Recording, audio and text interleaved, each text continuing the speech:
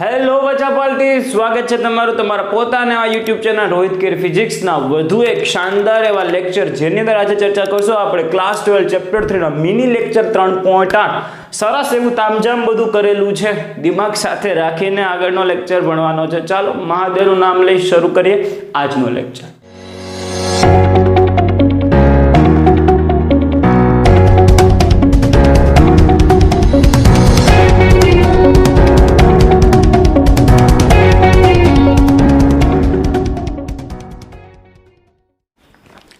चलो तो સૌથી પહેલા બચ્ચા વાળી સ્ટેટમેન્ટમાં ધ્યાન આપજો, થોડુંક વધારે કોન્સન્ટ્રેશન સાથે આજનો લેક્ચર ભણવાનો છે, આજુબાજુ ધ્યાન નહીં, ધ્યાન આપો। શું કીધું છે? ઉદાહરણ 3.1 ફર્સ્ટ દાખલો છે અને ફર્સ્ટ દાખલો જ તમને તાકાત કરો 4 માર્ક્સમાં પૂછી શકાય એવો દાખલો આપેલો છે।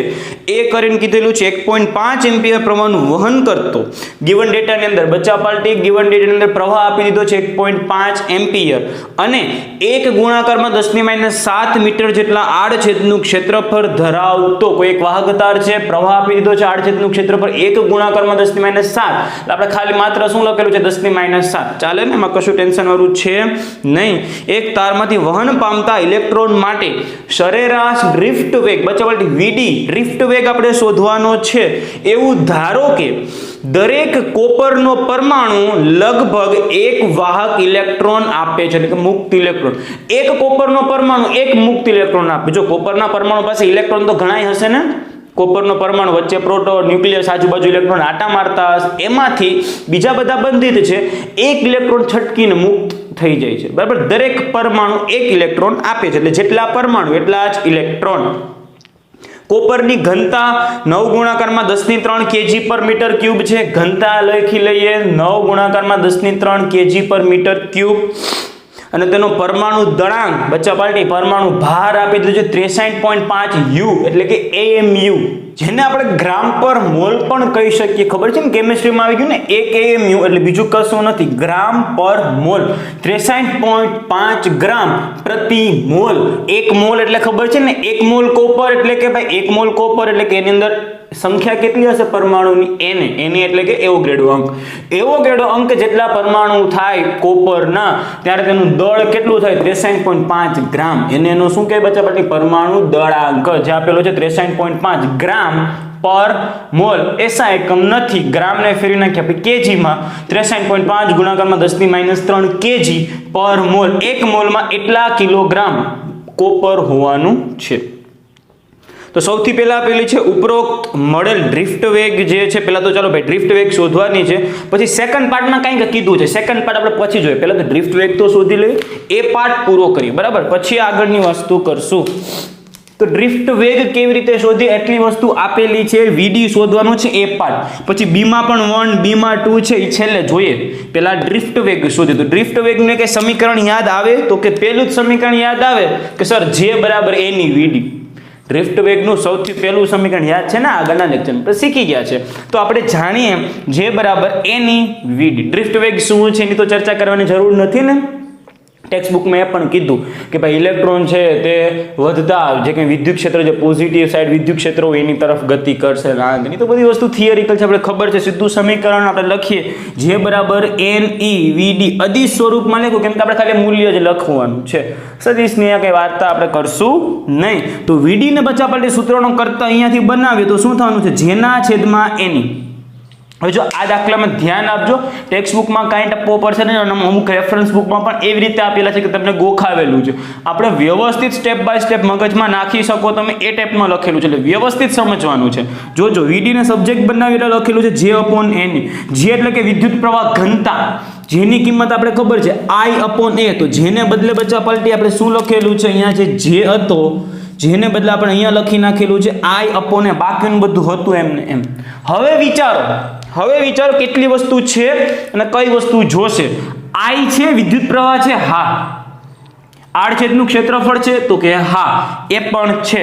n એટલે કે શું હતું યાદ કરો, સ્મોલ એટલે કે એકમ કદમાં રહેલા ઇલેક્ટ્રોનની સંખ્યા, એને ગુણાકારમાં છે e તો ખબર છે 1.6 × 10⁻19 એ તો આપણે ખબર છે। નંબર ઓફ ઇલેક્ટ્રોન્સ પર યુનિટ વોલ્યુમ સ્મોલ n એકમ કદમાં રહેલા ઇલેક્ટ્રોનની સંખ્યા શોધવાનું મેન છે, એટલે દાખલો આપણો આમ પૂરો થશે। બરાબર. એ કેવી રીતે શોધીએ? આટલા ડેટા ઉપરથી એ માહિતી કેવી રીતે મેળવવાનું થોડુંક વિચારો. કઈ કઈ વસ્તુ આપેલી છે? જો ઘનતા આપેલી છે, ઘનતા એટલે કે દળના છેદમાં કદ, મતલબ એકમ કદમાં રહેલું દળ એમ પણ કહી શકીએ. ને એમ આપેલું છે એ છે કિલોગ્રામ પર મોલ. એવું કંઈક લોજિક કંઈક લગાડીએ કે આ બે ઉપરથી શું કંઈ થઈ શકે? તો કે હા સર, ઘનતા એટલે ખબર છે દળના છેદમાં કદ. તો જો દળને સૂત્રનો કરતા બનાવીએ તો દળ એટલે કે શું થવાનું છે? ઘનતા ગુણાકારમાં કદ. તો દળ જે છે, જો કદ આપણે એકમ લઈ લઈએ, 1 મીટર ક્યુબ લઈ લઈએ. શું લઈ લઈએ છે? 1 મીટર ક્યુબ. કદ બરાબર 1 મીટર ક્યુબ લઈ લઈએ, કેમ કે આપણે બધી વસ્તુ જે આ જે છે n કેમાં છે? એકમ કદમાં છે ને. એકમ કદમાં રહેલા ઇલેક્ટ્રોનની સંખ્યા છે, તો કદ તો એકમ લેવું પડે ને. હા સર, કદ એકમ લઈ લઈએ તો જ સ્મોલ n ની વાતો કરી શકે. સ્મોલ n એટલે કે શું છે? કુલ ઇલેક્ટ્રોનની સંખ્યા નથી, એકમ કદમાં રહેલા ઇલેક્ટ્રોનની સંખ્યા. તો કદ અહીંયા એકમ લઈ લઈએ. એકમ કદ લેશું તો જે દળ આવશે તે એકમ કદમાં રહેલા ઇલેક્ટ્રોનનું દળ આવશે. તો એકમ કદમાં રહેલા કોપર પરમાણુનું જો દળ આપણે મેળવવા જઈએ આ સૂત્ર ઉપરથી, તો એની ઘનતા આપી દીધી છે 9 ગુણાકારમાં 10⁻³ અને કદ આપણે એકમ લઈએ છીએ તેનું દળ કેટલું થવાનું છે? 9 ગુણાકારમાં 10⁻³ kg. એકમ કદનો જે કંઈ કોપર છે એનું દળ આપણે મેળવી લીધું છે. હવે અહીંયા જાઓ, હવે આના ઉપરથી સંખ્યા શોધીએ. આના ઉપરથી સંખ્યા કેમ શોધીએ? અહીંયા ધ્યાન આપો. જો ભાઈ 63.5 kg બરાબર, 63.5 ગુણાકારમાં 10⁻³ kg કોપરમાં પરમાણુની સંખ્યા કેટલી છે? એવોગ્રેડો અંક જેટલી. આવું શા માટે કર્યું? થોડુંક વિચારો યાર. આ શું છે? જો તો કિલોગ્રામ પર મોલ, 1 મોલ ભેગું થઈને તો એટલા કિલોગ્રામ થાય. 1 મોલ એટલે કે શું હતું? એવોગ્રેડો અંક જેટલા કોપર પરમાણુનો જથ્થો જે છે એને 1 મોલ કહેવાય. એવોગ્રેડો અંક એટલે કેટલા છે? n જેટલા. બરાબર. તો 63.5 ગુણાકારમાં 10⁻³ kg કોપર હોય તો એમાં પરમાણુની સંખ્યા કેટલી થાય? એવોગ્રેડો અંક જેટલી. અહીંયા કેટલા કિલો છે? જો તો 9 ગુણાકારમાં 10⁻³. તો 9 ગુણાકારમાં 10⁻³ kg માં પરમાણુની સંખ્યા કેટલી? આમ શોર્ટમાં આમ કરેલું છે. 63.5 ગુણાકારમાં 10⁻³ kg એ સંખ્યા છે એવોગ્રેડો અંક જેટલી. તો અહીંયા આપણી પાસે દળ કેટલું છે? 9 ગુણાકારમાં 3. તો ત્યારે કેટલી? તો કેટલાને સૂત્રોનો કરતા બનાવીએ કે જે શું છે? પરમાણુની સંખ્યા. તો પરમાણુની સંખ્યા કેટલી થશે? જો ફરીથી યાદ અપાવી તો કરેલું શું છે? સિમ્પલ વસ્તુ કરેલી છે. પરમાણુ ભાર ઉપરથી એટલું દળ હોય તો સંખ્યા એવોગ્રેડો અંક જેટલી. તો આટલું દળ છે તો સંખ્યા કેટલી? તો કેટલીને સૂત્રોનો કરતા બને તો શું થશે? એવોગ્રેડો અંક 6 ગુણાકારમાં 10⁻23. તમને કે સાહેબ 6.022 લ્યો ને. ભાઈ ટેક્સ્ટ બુકમાં 6 આપ્યો એટલે આપણે લે, એમાં વધુ માથાકૂટ કરવાની જરૂર છે ને. જવાબમાં કશો એટલો ફરક પડવાનો છે નહીં. ટેક્સ્ટ બુકમાં 6 લીધું એટલે આપણે પણ શું લઈએ છીએ? 6 ગુણાકારમાં 10⁻23 એવોગ્રેડો અંક, ગુણાકારમાં 9 ગુણાકારમાં 10⁻³ ને છેદમાં 63.5 ગુણાકારમાં 10⁻23. કેલ્ક્યુલેશન કરજો એટલે અહીંયા કંઈક આન્સર આવવાનો છે 0.85 ગુણાકારમાં 10⁻29. આપણે એક આંકડા પછી પોઈન્ટ મૂકશું એટલે કે 8.5 ગુણાકારમાં 10⁻28 પર મીટર ક્યુબ એકમ કદમાં એટલા કોપરના પરમાણુ છે. તો આપણે ગિવન ડેટામાં આપેલું જ છે કે ભાઈ દરેક કોપરનો પરમાણુ છે તે એક મુક્ત ઇલેક્ટ્રોન આપે છે. હવે જો એકમ કદમાં એટલા કોપરના પરમાણુ છે, મતલબ એકમ કદમાં રહેલા મુક્ત ઇલેક્ટ્રોનની સંખ્યા પણ આના જેટલી જ થાય. બરાબર. અહીં દરેક પરમાણુ એક ઇલેક્ટ્રોન આપે છે. બરાબર. જો મુક્ત કરે છે મતલબ એ ટાઈપનું એક ઇલેક્ટ્રોન મુક્ત થાય છે ને આપણા માટે પ્રવાહ માટે કામના તો મુક્ત ઇલેક્ટ્રોન જ છે. એટલે કે ભાઈ નંબર ઓફ મુક્ત ઇલેક્ટ્રોન સ્મોલ n એકમ કદમાં કેટલું થશે? 8.5 ગુણાકારમાં 10⁻28. બરાબર. તો સમીકરણ 1 પરથી હવે તમામ કિંમતો સમીકરણ નંબર 1 માં મૂકી દઈએ તો આપણે વિડીયોનું મૂલ્ય આવી જશે I/A. I ની કિંમત 1.5/A છે 10⁻7. n હમણાં જ શોધ્યા એના માટે બધી માથાકૂટ કરેલી છે અને E એટલે કે 1.6 × 10⁻19. તો કેલ્ક્યુલેશન કરજો. જવાબ આવશે સમથિંગ લાઈક ધીસ 0.106 ગુણાકારમાં 10⁻2. આપણે એક આંકડા પછી પોઈન્ટ મૂકી તો હશે 1.06. 06 છે, 5 કરતા વધારે છે. સાર્થક અંકો યાદ આવે ને શું કરી નાખીએ છીએ? 1.1 ગુણાકારમાં 10⁻3 મીટર પર સેકન્ડ. હાફ દાખલો અહીંયા પૂરો થાય, એ પોર્શન પૂરો થાય, 2 માર્ક્સ મળે. કેટલા માર્ક્સ મળે? 2 માર્ક્સ. ડ્રિફ્ટ વેગ શોધવાની કીધી છે, શું કરેલું છે, ફરીથી ફટાફટ ધ્યાન આપજો. જે બરાબર એની વિડીયો ઉપરથી વીડીને સૂત્રનો કરતા બનાવેલો છે, તમામ વસ્તુ હતી. માથાકૂટ એટલી કરવાની છે, સ્મોલ n શોધવા માટે. સ્મોલ n આવી જાય, કિંમત સમીકરણ 1 માં મૂકો અને ડ્રિફ્ટ વેગ આવી જાય. હવે જોઈએ બી પાર્ટમાં શું કીધું છે એના વિશે. તો જો બચ્ચા પલટી બી પાર્ટમાં ધ્યાન આપજો, શું કીધું છે? ઉપરોક્ત મોડેલ ડ્રિફ્ટ વેગને, આ જે વીડી મળેલો છે તે ડ્રિફ્ટ વેગને સામાન્ય તાપમાન એટલે કે રૂમ ટેમ્પરેચરે કોપરના પરમાણુની ઉષ્મીય ઝડપ, ખબર ને દરેક પરમાણુ છે આપણે કીધું હતું કે જેની પાસે ઉષ્મીય ઝડપ હોવાની છે, રૂમનું ટેમ્પરેચર, એના લીધે ઉષ્મીય ઝડપ ત્યાં એક લખી નાખજો સાથે, એવું બરાબર સરખામણી કરવાનું છે. ઉષ્મીય ઝડપ સાથે. સેકન્ડ કીધું છે સુવાહકમાં ડ્રિફ્ટ ગતિ માટે જવાબદાર છે તે વિદ્યુત ક્ષેત્રના પ્રસરણની, વિદ્યુત ક્ષેત્ર જે છે, વિદ્યુત ક્ષેત્રનું પ્રસરણ જે છે, વિદ્યુત ક્ષેત્રની પણ ગતિ જે હોવાની છે એ ટાઈપની વસ્તુ છે. વિદ્યુત ક્ષેત્રના પ્રસરણની ઝડપ એની સાથે સરખામણી કરો, એટલે કે ડ્રિફ્ટ ગતિને આપણે 2 ઝડપો સાથે સરખામણી કરવાની છે. પહેલી ઝડપ છે આ સરેરાશ v લખેલું છે, એનો મતલબ શું છે? સરેરાશ v એટલે કે એની ઉષ્મીય ઝડપ છે તે ના ve લખેલું છે, એટલે કે વિદ્યુત ક્ષેત્રના પ્રસરણની જે કંઈ ડિરેક્શન છે એ, બરાબર. ડિટેલમાં જોઈએ દરેક વસ્તુ, પણ સરખામણી કરવાની છે એનો મતલબ શું છે? આપણે એનો ગુણોત્તર લઈ લઈએ. જો આ ગુણોત્તરનું મૂલ્ય આપણે ખબર છે, આ ગુણોત્તરનું મૂલ્ય 1 કરતા વધારે આવશે તો બચ્ચા પલટી શું હોવાનું છે? 1 કરતા વધારે આવશે તો અંશ મોટો, 1 કરતા ઓછું આવશે તો છેદ મોટો. એટલે સરખામણી કરવી એટલે કે ગુણોત્તર શોધવું, બરાબર. તો પેલો ગુણોત્તર છે ડ્રિફ્ટ વેગ અને ઉષ્મીય ઝડપ. તો સૌથી પહેલા જો ડ્રિફ્ટ વેગ તો છે, ઉષ્મીય ઝડપ શોધવી પડશે. ઉષ્મીય ઝડપ કેવી રીતે શોધીએ ભાઈ? ઉષ્મીય ઝડપ માટેનું ગતિ ઉર્જાનું સમીકરણ છે એ વાપરીએ. ઉષ્મીય ઝડપ જોતી એટલે પહેલા તો ઉષ્મા ઉર્જા, કોપર પરમાણુની ઉષ્મા ઉર્જાનું સમીકરણ 3/2 kBT. બચ્ચા પલટી આ સમીકરણ જે છે 3/2 kBT, આ સમીકરણ 11મા ધોરણનું છે. યાદ આવી જવું જોઈએ, બરાબર. યાદ કરવાની જવાબદારી તમારી છે, બાકી યાદ ક્યારે ન આવે તો અત્યારે તો યાદ રાખવું જ પડશે. 3/2 kBT, જ્યાં kB એટલે છે બોલ્ટ્ઝમેનનો કોન્સ્ટન્ટ અને કેપિટલ T એટલે કે છે ટેમ્પરેચર, એસા એકમ એટલે કે કેલ્વિનમાં, બરાબર. ઉષ્મા ઉર્જા છે એ જ એની ગતિ ઉર્જા. આ તો બધાને રાતે 12 વાગે પૂછે તો યાદ રહી જાય. ગતિ ઉર્જાનું સમીકરણ 1/2 mv². અહીંયાથી જો તો કંઈ કેન્સલ થાય છે તો કે આ 2 કેન્સલ. તો જો ત્યાંથી 2 કેન્સલ કરીએ ને આપણે v² ને સૂત્રનો કરતા બનાવ્યો તો આ સાઈડ લંબાચો જે હતો એમને એમ છેદમાં ખાલી સ્મોલ m જતું રહે.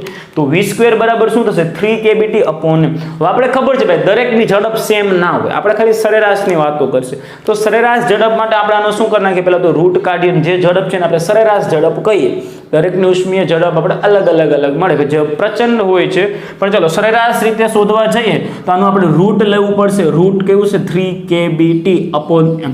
હવે જો ટેક્સ્ટ બુક વાળા અહીંયાથી 3 ને નિગ્લેક્ટ કરી નાખ્યો છે, કેમ કે એને ખરેખર ખાલી એને ખાલી શું ચેક કરવું હતું? કોનું મૂલ્ય વધારે છે ને કોનું ઓછું, ખાલી પ્રમાણ જોવું હતું, બરાબર. આંકડો બહુ બધો મોટો થશે એટલે અહીંયા 3 ને નિગ્લેક્ટ કર્યું, પણ આપણે 3 ને અવગણતા નથી, એમને એમ રાખીએ છીએ. ખાલી ખોટું કોઈને નિગ્લેક્ટ શું કામે કરવું, બરાબર. 3 એમને એમ રાખીએ. √3 kBT upon small m. Text બુકમાં પડતા નહીં, માથાનો દુખાવો કરશે, બરાબર. જો દરેક વસ્તુ મૂકીએ, જો 3 તો ખબર છે, kB એટલે કે બોલ્ટ્ઝમેનનો અચળાંક. બોલ્ટ્ઝમેનનો અચળાંકનું મૂલ્ય યાદ રાખજો, જો ના યાદ હોય તો 1.38 ગુણાકારમાં 10⁻23 જૂલ પર કેલ્વિન, મતલબ એસઆઈ એકમમાં. 1.38 ગુણાકારમાં 10⁻23, ના યાદ હોય 10 વખત લખજો, યાદ રહી જશે. અને ટેમ્પરેચર, જો અહીંયા ટેમ્પરેચરની ચોખવટ નથી કરેલી, પણ સામાન્ય તાપમાન એવું કીધું છે. સામાન્ય તાપમાન એટલે કે રૂમ ટેમ્પરેચર, અને રૂમ ટેમ્પરેચર આપણે ફિઝિક્સમાં કેટલું લઈએ છીએ ખબર છે ને? 27 ડિગ્રી સેલ્સિયસ.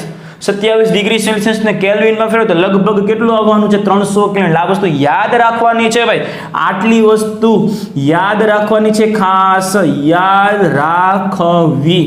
શું કામ? બોલ્ટ્ઝમેન કોન્સ્ટન્ટ અડધાને યાદ નહીં હોય, ને ટેમ્પરેચરની ચોખવટ ને જ કરી, ખાલી સામાન્ય તાપમાન એવો શબ્દ આપેલો છે, એટલે એટલી વસ્તુ તો ખાસ યાદ રાખવી જ પડશે ને. સામાન્ય તાપમાન એટલે કે 27 ડિગ્રી સેલ્સિયસ, અને બોલ્ટ્ઝમેનનો કોન્સ્ટન્ટ એટલે કે 1.38 ગુણાકારમાં 10⁻23. તમામ વસ્તુ જો અહીંયા મૂકીએ તો તમામ વસ્તુ અહીંયા મૂકીએ, પણ હજી એક વસ્તુ ઘટશે જે છે સ્મોલ એમ. કેબી મળી ગયું, ટી મળી ગયું, સ્મોલ એમ શોધવાનું છે. સ્મોલ એમ એટલે કે એક કોપર પરમાણુની વાત છે. એક કોપર પરમાણુનું દળ, તો એના માટે ફરીથી ત્રિરાશિ મૂકી દઈએ આના ઉપરથી. આ જોતો 63.5 kg/mol, એટલે કે એક મોલનું એટલું દળ થાય. એટલે ત્રિરાશિ આપણે એમ જ મૂકીએ. એને જેટલા કોપર હોય, એને એટલે કેટલા એવોગ્રેડો અંક, એવોગ્રેડો અંક જેટલા કોપરનું દળ છે કેપિટલ એમ. કેપિટલ એમ એટલે આને આપણે કેપિટલ એમ કીધું ને, હા, એને જેટલા કોપરનું દળ છે એટલું 63.5 વાળું, બરાબર. તો આપણે એક કોપર પરમાણુનું દળ કેટલું છે એને આપણે સ્મોલ એમ કહીએ છીએ. તો બચ્ચા પાર્ટી સ્મોલ એમ ને જો સૂત્રનો કરતા બનાવીએ તો શું થવાનું છે, m ગુણાકારમાં 1/n. તો કેપિટલ એમ કેટલું છે 63.5 ગુણાકારમાં 10⁻³ એને એટલે કે એટલું થશે. સાદુરૂપ આપશું થશે 10.58 ગુણાકારમાં 10⁻26. આપણે એક આંકડા પછી પોઈન્ટ મૂકે થશે 1.028 ગુણાકારમાં 10⁻25. તો ત્રણેય વસ્તુ આવી ગઈ. કેબી પણ આવી ગયું છે, ટી પણ આવી ગયું છે અને સ્મોલ એમ પણ આવી ગયો છે. તો ત્રણેય વસ્તુ હવે સમીકરણ નંબર 2 માં મૂકે. તમામ કિંમતો 2 માં મૂકતા સરેરાશ v થશે √3. કેબી ની વેલ્યુ t 300 ને એમ હમણાં જ શોધેલું છે એ. દરેક વસ્તુ શોધશો, સાદુરૂપ આપજો. અહીંયા આપણે રૂટ લેવું પડશે. 10⁻2 નું રૂટ થશે 10⁻1, આનું રૂટ થશે 34.26. એક છે આપણે એક આંકડા પછી પોઈન્ટ મૂકશું 3.42 ગુણાકારમાં 10⁻2 મીટર/સેકન્ડ. ટેક્સ્ટ બુક પર અહીંયા 3 ને ઉડાડી દીધું છે, એટલે એનો જવાબ કંઈક 2 ગુણાકારમાં 10⁻2 મીટર/સેકન્ડ જેટલો હશે. આપણે 3 ને ઉડાડતા નથી, સમજજો, બરાબર. આન્સર આપણે એ ટાઈપમાં આપી છે, ટેક્સ્ટ બુક વાઇઝ નથી જતા. એટલે હવે અહીંયા સમજો. હવે આપણે જે સરખામણી કરવાની છે એ vd ડ્રિફ્ટ વેગના છેદમાં ઉષ્મીય ઝડપ. ડ્રિફ્ટ વેગ હમણાં જે શોધેલું છે 1.1 ગુણાકારમાં 10⁻3 છેદમાં આજે શોધેલું છે 3.42 ગુણાકારમાં 10⁻2. આન્સર કેટલો આવશે? આન્સર આવશે 0.32 ગુણાકારમાં 10⁻5. -5 એટલે કે બહુ બધું નાનું થઈ ગયું ને, 0.0000 પછી કંઈક આવશે. સમજાય? એનો મતલબ શું છે? આ જવાબ બહુ બધું નાનો છે તો મતલબ છેદ બહુ બધો મોટો. છેદ બહુ બધો મોટો તો ડ્રિફ્ટ વેગ છે બહુ બધી નાની. તો શું લખેલું છે? ડ્રિફ્ટ વેગ વેરી સ્મોલ ધેન સરેરાશ. આજે ઉષ્મીય ઝડપ છે તે કેટલી? તો કે 10⁻5 ગણી, બરાબર. 10⁻5. આમ vd એ સરેરાશ ઉષ્મીય ઝડપ કરતા લગભગ 10⁻5 ગણી છે. 10⁻5 એટલે ઓછી ને વધારે નહીં. 0.000 પછી કંઈ કેમ. અને સેમ વસ્તુ જો સેકન્ડ વસ્તુમાં યાદ રાખજો, વિદ્યુત ક્ષેત્રના પ્રસરણની દિશા એટલે શું સમજવાનું છે? વિદ્યુત ચુંબકીય તરંગ યાદ કરવાનું. વિદ્યુત ચુંબકીય તરંગ એટલે પ્રકાશના તરંગો છે એ જ, જેની ઝડપ કેટલી છે 3 ગુણાકારમાં 10⁸, કે જે આપણે છેલ્લું જે ચેપ્ટર છે ને 8મું વિદ્યુત ચુંબકીય તરંગો એમાં ડિટેલમાં આવશે. તો એમાં વિદ્યુત ક્ષેત્ર અને ચુંબકીય ક્ષેત્ર બંનેની ઝડપ ત્યારે આપણે કેટલી લેવાની છે? 3 ગુણાકારમાં 10⁸ મીટર/સેકન્ડ. તો એની ઝડપ છે તો સીધું જ WKT. આપણે જાણીએ છીએ કે વિદ્યુત ક્ષેત્રના પ્રસરણની ઝડપ 3 ગુણાકારમાં 10⁸ મીટર/સેકન્ડ. તો એ ઝડપ ખાલી મૂકી દેવાનું, પછી તો બસ સરખામણી માટે ડ્રિફ્ટ વેગના છેદમાં એ ઝડપ. તો ડ્રિફ્ટ વેગના છેદમાં એ ઝડપ એટલે ડ્રિફ્ટ વેગ હમણાં જ શોધી છેદમાં ઝડપ. આમાં તો એટલી બધી માથાકૂટ કરવી પડેલી હતી આ ઝડપ શોધો. આ ઝડપ તો સીધી યાદ હોવી જોઈએ. કઈ આ યાદ રાખવાનું છે? 3 ગુણાકારમાં 10⁸ મીટર/સેકન્ડ. તો છેદમાં એ મૂકીને જવાબ હશે લગભગ 10⁻11. એટલે બહુ બધું નાનું. તો ફરીથી અહીંયા જવાબ બહુ બધો નાનો તો છેદ બહુ બધો મોટો, છેદ બહુ બધો મોટો તો લખી શકીએ ડ્રિફ્ટ વેગ વેરી સ્મોલ ધેન ve. એટલે કે ડ્રિફ્ટ વેગ એ v કરતા આશરે કેટલી 10⁻11 ગણી છે. કેટલી?